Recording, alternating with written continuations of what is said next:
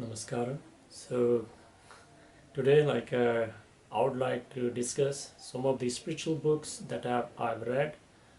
Before coming to the Isha, when I was meditating on my own for a long time, I had a big appetite for a lot of spiritual books, and I read around I don't want to exaggerate, but around 300, 400 books. I lost the counts, and and it actually helped me to stay on the path. Eventually I found Sadhguru, and then I stopped reading the spiritual books, but there are certain number of books if you are interested, I can recommend you. There are a lot of books that are good, but most of the books are pretty advanced. Some of them has got a lot of spiritual jargons over there. If you don't have a vocabulary or appetite for that one, it's better to avoid them. And my very very strong recommendation is uh,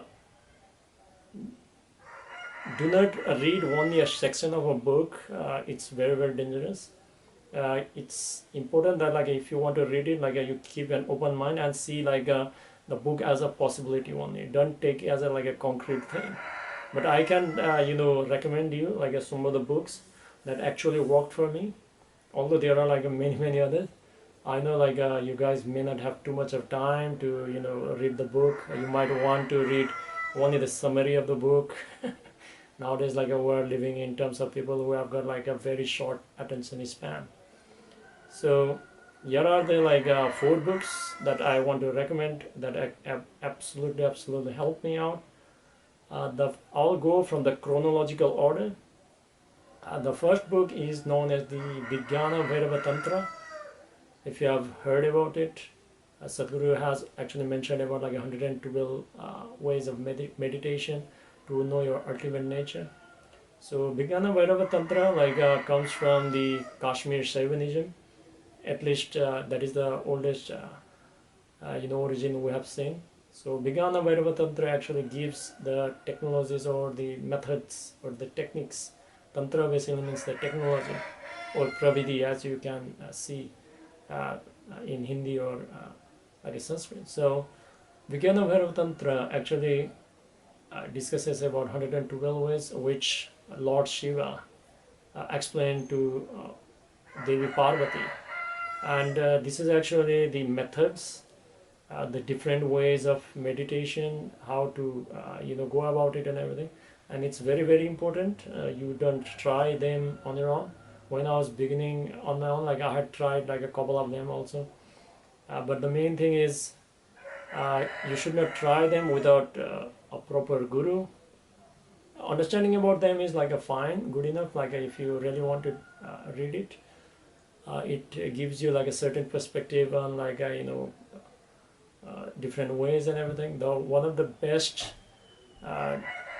discourse you can find in the Vijnana Vairava Tantra is known as the Book of Secrets by Osho. It's a huge book. You can also see in my background at the moment. So it contains 112 methods, like I mentioned. It's not about trying to define what it is or something, but it is actually the tool for you to explore. And if you have been initiated to Isha and went through various processes from Isha or various advanced programs, most of the practices actually comes from there itself. Like Sadhguru has mentioned that the first method of the Vijnana Vairava Tantra actually is the Buddhist way of meditation, or known as the Anapanasati Yoga. So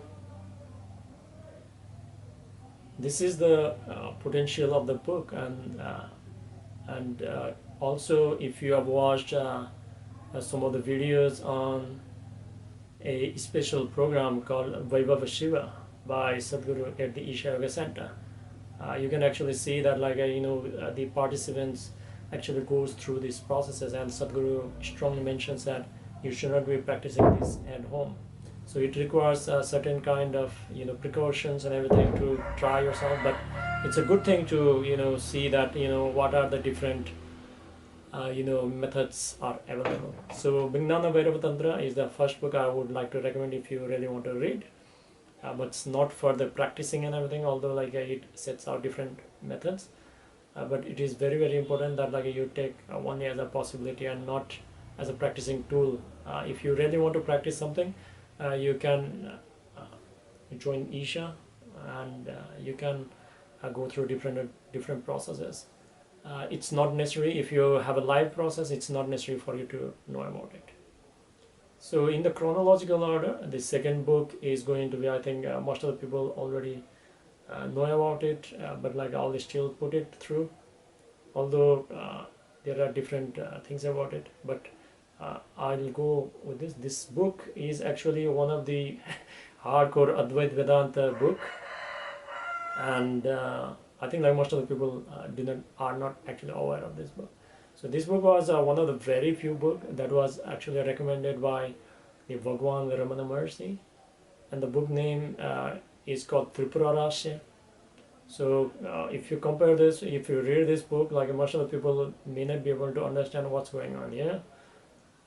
So because like this is mostly for the Gnana yogis, you can also read about it, and it actually like if you compare the content of this book, what is being provided elaborately, you can find like a lot of similarities with like today's modern science also, but you must read it, I can say that. And like there are certain kind of advanced practices, the Isha, you can see that like this can actually serve as the theoretical part of it. If you're over, I'm not going to put any spoiler alert, or like I'm not going to ruin your expectation or something like that. So because of that reason, like this book is also like from my perspective, if you ask me like what are the books you need to read, then Tripura Rasya is the another most read spiritual book.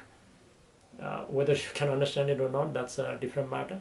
But in my experience, like most of the people who have started reading this book were actually like scared of completing this book. So that might also tempt you to read this. So Tripura Rasya is another book, and I'll give you a premise about this book a little bit. So basically what actually happens is towards the end of the Dwapara, not the Dwapara Yuga, but like towards the beginning of the Treta Yuga. So when Parshurama has already like massacred a lot of Kshatriyas, and that is when like the Lord Rama arrives. And when Lord Rama arrives, like he meets with Parshuram, and then Parshuram is now like you can say that like okay, you now have been like retired. So Lord Rama is going to taking over all the the management of the dharma, to establish the dharma. So because of that reason, like Lord Parshuram leaves the society, and he now has a big genuine question that like what is the purpose of all this. So he has now finally he has a time to think about it. So he goes to no other than the Lord Dattatreya, the first Nath of the Natha Sampradaya. So he goes over there, and then that is where the discourse begins, and it's very very powerful book. So even now when I'm describing this, like I can feel the energies within myself. So and then the third book is very very popular. Most of the people actually know about it. It is the Bhagavad Gita. So I strongly recommend you go through like a Bhagavad Gita as it is, but the book by Swami Bhakti Vedanta Swami Prabhupada, you should go about it. But again, you should keep an open mind. I'm not going to say like put any comments regarding the book, but like it is one of the best translations of the Gita in English, and it actually gives you like a lot of it can serve as the lot of guidance on like different types of yoga. So for a hardcore spirituality, if you have a lot of spiritual experience or something, you can use as a certain kind of manual. So mostly the Q&A session with the Arjuna and then the Krishna. I should not be going too much deeper into this one. Everybody knows about it. And why, you might be asking like why I should recommend this. Because if you look from the perspective of the the first book, the Vijnana Vairava is completely practical in nature. The Advaita Vedanta is Jnana Yoga, and it's also like about the Advaita and Shaiva. But if you look into the Bhakti Yoga, like the Bhagavad Gita, it actually has got like a lot of context regarding the Krishna and then devotion and everything. So most of the people who don't have like a spiritual on the spiritual path, they have not meditated, they might actually get carried away, and then what Sadhguru has mentioned, that like they can actually hallucinate, and you know they might get trapped into their own imaginations. So it is very very important that like you take Bhagavad Gita as it is, uh, from the perspective of like how you have experienced your life, and uh, you need to be very careful while approaching Bhagavad Gita and other books on that same matter. So why I actually recommended Bhagavad Gita is because it actually provides certain clarity on like a different subjects and everything, and apart from that one, when I was before I was initiated into Isha, and then I was I was actually like using Bhagavad Gita, not the the discourse as a whole, but the slokas and like a translation, and like how I was relating to my experience of life. And at the time, like as I was going about, the Lord Krishna actually explains about the being called like Sthita Prajna, and he actually gives all the descriptions about Sthita Prajna. And you might be surprised that he actually, whatever he explains about Sthita Prajna actually fits uncannily 100% with the descriptions of Sadhguru. And there is no other being in the world at the moment like which actually fits the description of Sadhguru. And that is what like one of the reason like I was able to make decision to get initiated by Sadhguru, because I was like made in a certain way that I didn't actually like listen to somewhere like other people's advice. It has to come from myself. Like I had to prove that myself that okay, this is good. So it might be a longer way, but eventually like and even now like I use Bhagavad Gita as only as a reference point, because it's beyond what I expect. Now to leave it there, I don't want to digress too much. Now the fourth book that you must read is not other than if you read like these all three books are not necessary if you are already initiated, but the fourth book is very very important if you are initiated into Isha practices. And there are a lot of questions like the seeker comes into play, because like you, based on your life experiences, your spiritual experiences, your spiritual progress and everything, you might be having a lot of questions and a lot of doubts and a lot of confusions initially. After a while like it will settle down, but as Sadhguru mentions that like towards the end you will not have any questions left, because like all the questions and answers are your own making. So it's not necessary. If you are blissful and you are ecstatic, you don't have need for any questions. But if you have a lot of questions and everything, the only book that Sadhguru has mentioned that like you didn't intend to, but it is consecrated in a way that even he's like a little bit shocked, or he's like amazed. So the book is no other than the Mystic's Musings.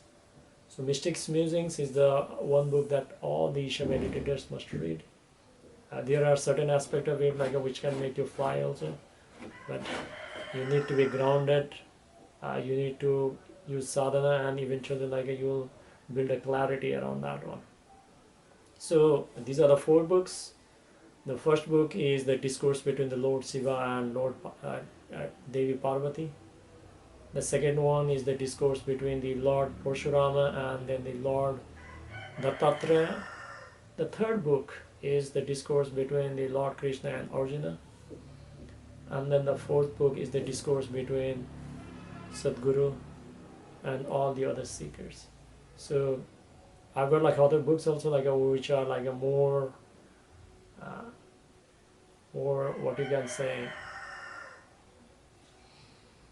more hardcore and may not be easily readable for most of the people. So if I want to include some of the books as like just as a reference, one of them can be the something known as the Vajra Chedak Prajna Paramita Sutra or the Diamond Sutra. You can read from Thich Nhat Hanh, the Zen master, which is still alive, or you can read the Diamond Sutra from Discourse from Osho also. That is one book. Another book, if you want to know about Buddhism, you can read the Dhammapada Discourse by Osho also. Why I'm like referring Osho? Because Osho is the only person and the Sadhguru is the second person who can actually understand Buddha. I'm not seen like anybody else, like through the experience or like while reading the book also, because there are so many translations and discussions about Buddha, and then they just goes around and never that. So the other books, if you really want to explain, is another book is like the book called I'm That by Sri Nisargadatta Maharaj, and the another book what I want, if you really want to read, you can read like I Am That also from, I think like Osborne has written that, the teachings of the Ramana Maharshi. I would like to just give you two more books. The another book is called like a Shoba Genjo.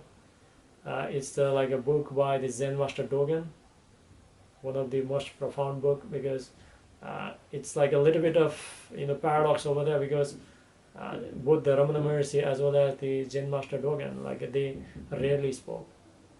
So it was the way of the silence that they wrote like it was like majestic. And finally, like if you want to read, like there is something known as the Madhyamika, the book by Nagarjuna, one of the Buddhist philosopher. And of course, like there are other books from Sadhguru also, the Karma book, the Inner Engineering, a Yogi's Guide to Joy, and then the Death also, like the Death book is now available in other languages, including Hindi, Tamil also.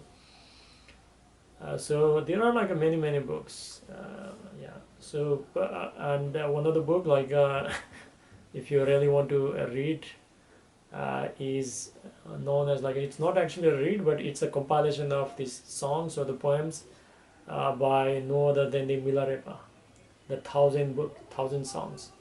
So this book is like a kind of book like which will create hardcore vairagya in the system.